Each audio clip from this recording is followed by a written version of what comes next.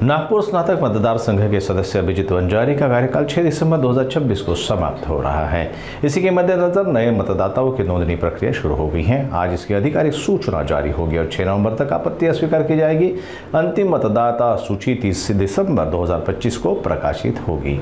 मतदाता पंजीकरण के दौरान सामूहिक या गट्ठा आवेदन स्वीकार नहीं किए जाएंगे। प्रत्येक मतदाता को अपना अलग आवेदन करना होगा। स्नातक मतदार संघ के लिए ऑनलाइन पंजीकरण की सुविधा उपलब्ध है, जिसके लिए आवेदक को अपना व्यक्तिगत मोबाइल नंबर देना अनिवार्य होगा। ओटीपी सत्यापन के बाद ही आवेदन मान्य होगा। विभागीय आयुक्त तथा मतदाता नोंदणी अधिकारी विजयलक्ष्मी बिद्री ने पत्रकार परिषद में जानकारी दी कि किसी भी राजनीतिक दल या संगठन की ओर से आने वाले सामूहिक आवेदन मान्य नहीं किए जाएंगे। 12/2026 को जो विद्यमान विधान परिषद सदस्य आहे नागपूर विभागाचे पदवीधर मतदारसंघाचे त्यांची निवृत्ती होणार आहे 6/12/2026ला। त्याची पूर्वतयारी म्हणून आणि भारत निवडणूक आयोगाचे जो निर्देश आहे त्यांच्याप्रमाणे उद्यापासून यानी 30 सप्टेंबर 2025 पासून आम्ही नवीन मतदार यादी तयार करण्याची प्रक्रिया सुरू करणार आहे। हे पदवीधरांसाठी मतदार यादी होणार आहे आणि हे पदवीधर मतदारसंघासाठी डी नोवो यानी नव्याने तयार करण्यात येणार आहे। आणि याच्यामध्ये जो अर्हता आहे तो जो 1 नोव्हेंबर 2025 यानी 1/11/2025ला ज्या ग्रॅज्युएटचे 3 वर्ष ग्रॅज्युएशन होऊन 3 वर्ष झालेलं आहे यानी पदवीधर होऊन त्यांचे 3 वर्ष झालेलं आहे, त्या पदवीधर याच्यामध्ये त्यांच्या मतदार यादीमध्ये नोंद करून घेऊ शकतात। आणि याच्यासाठी प्रसिद्धी उद्या आम्ही देणार आहे, सगळ्या पेपरमध्ये येणार आहे 30 सप्टेंबरला। त्यानंतर परत 15 ऑक्टोबरला आम्ही परत प्रसिद्धी देणार आहे, जो प्रथम पुनर्प्रसिद्धी होणार आहे। त्यानंतर 25 ऑक्टोबरला आम्ही परत द्वितीय पुनर्प्रसिद्धी करणार आहे। आणि यानंतर 6 नोव्हेंबरपर्यंत आम्ही फॉर्म 18 मध्ये सगळ्या पदवीधरांचे जे आहे फॉर्म स्वीकारणार आहे। आम्ही कुठे स्वीकारणार आहे, 256 जे मतदान केंद्र आहे, पूर्वी आम्ही जो मतदान केंद्र वापरले होते 2020 मध्ये जो इलेक्शनसाठी, त्या मतदान केंद्र निहाय आम्ही डेजिग्नेटेड ऑफिसर दिलेला आहे। हे डेजिग्नेटेड ऑफिसर म्हणजे कोण की तहसीलदार, नायब तहसीलदार, BDO, चीफ ऑफिसर, आम्ही प्रत्येक एरियासाठी एक व्यक्तीला नॉमिनेट केलेलं आहे।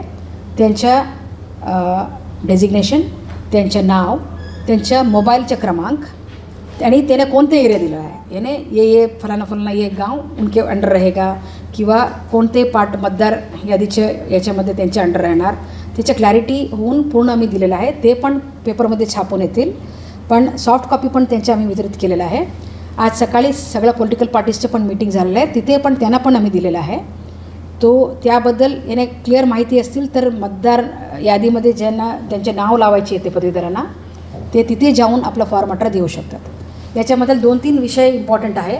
मी मागच्या वर्षी 2016 मध्ये किंवा 2020 मध्ये कधी मी ग्रॅज्युएट होते आणि मी मतदार केले म्हणून माझे नाव मतदार यादीत राहणार आहे असं नाही आहे। हे डी नोवो आहे प्रिपरेशन, यानी नव्याने आम्ही यादी तयार करतो। आपण पूर्वी केले असतील तरी चालतील, पण आता आपल्याला नव्याने आपल्याला परत फॉर्म द्यायची आहे आमच्याकडे। तो फॉर्म 18 आपल्याला भरून द्यायची आहे, सिंपल फॉर्म आहे। या फॉर्म CEOच्या वेबसाईटवर उपलब्ध आहे, CEO महाराष्ट्राच्या वेबसाईटवर ऑफिशियली उपलब्ध आहे। जो लेटेस्ट फॉर्म आहे तेच कृपया वापरावी, फॉर्मॅट आहे। आणि या फॉर्म आमच्या डेजिग्नेटेड ऑफिसरकडे सुद्धा उपलब्ध असतील। आम्ही आता 1 लाख फॉर्म्स छापून त्यांना देणार आहे, कमी पडले तर परत 1 लाख छापून देणार आहे, काही विषय नाही आहे। पण आपण ते फॉर्म डाउनलोड करून सुद्धा पदवीधर वापरू शकतात, त्याच्या एक आहे तो फॉर्मॅट। लेटेस्ट फॉर्मॅट जो CEOची वेबसाईट आहे, CEO महाराष्ट्राच्या वेबसाईटवर आहे, दॅट इज ceoelection.maharashtra.gov.in, ceoelection.maharashtra.gov.in या वेबसाईटवर आहे। आणि हे आम्ही ऑलरेडी प्रसिद्धीपत्रकमध्ये सुद्धा दिलेलं आहे। दुसरं आहे बल्कमध्ये आम्ही फॉर्म घेणार नाही, याबद्दल माझी कृपया विनंती आहे सगळ्यांच्याकडे। बल्कमध्ये फॉर्म दिले तर आम्ही फॉर्म रिजेक्ट करणार आहे। तो आपल्याला आपलं स्वतःचे फॉर्म स्वतः घेऊन यायची, जे पदवीधराला आपलं नाव नोंद करून घ्यायची आहे त्यांनी डेजिग्नेटेड ऑफिसरकडे स्वतः आपला फॉर्म भरून द्यायची आहे। त्यांना येण्यासाठी काही दिक्कत असतील तर ते पोस्टमध्ये सुद्धा पाठवू शकतात, पोस्टमध्ये सुद्धा बल्क पाठवू नये आम्हाला। ते पोस्टमध्ये आपण आपला फॉर्म इंडिव्हिज्युअल फॉर्म आपण कृपया पाठवावी, क्योंकि बल्कमध्ये जे फॉर्म पोस्टमध्ये येऊ द्या या ऑफिसमध्ये तुम्ही गटात लावून दिले तर आम्ही स्वीकारणार नाही, ते रिजेक्ट होतील फॉर्म, ठीक आहे। तो कृपया बल्क फॉर्म कोणी पाठवू नये.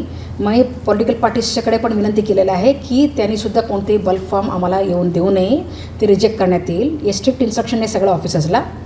या इलेक्शनसाठी विभागीय आयुक्त स्वतः मतदान नोंदणी अधिकारी आहे. सर्व 6 जिल्ह्याचे जो जिल्हाधिकारी आहे ते सहाय्यक मतदान नोंदणी अधिकारी आहे. सगळं जो SDM आहे प्रांत आहे ते सगळ्यासुद्धा सहाय्यक मतदान नोंदणी अधिकारी आहे.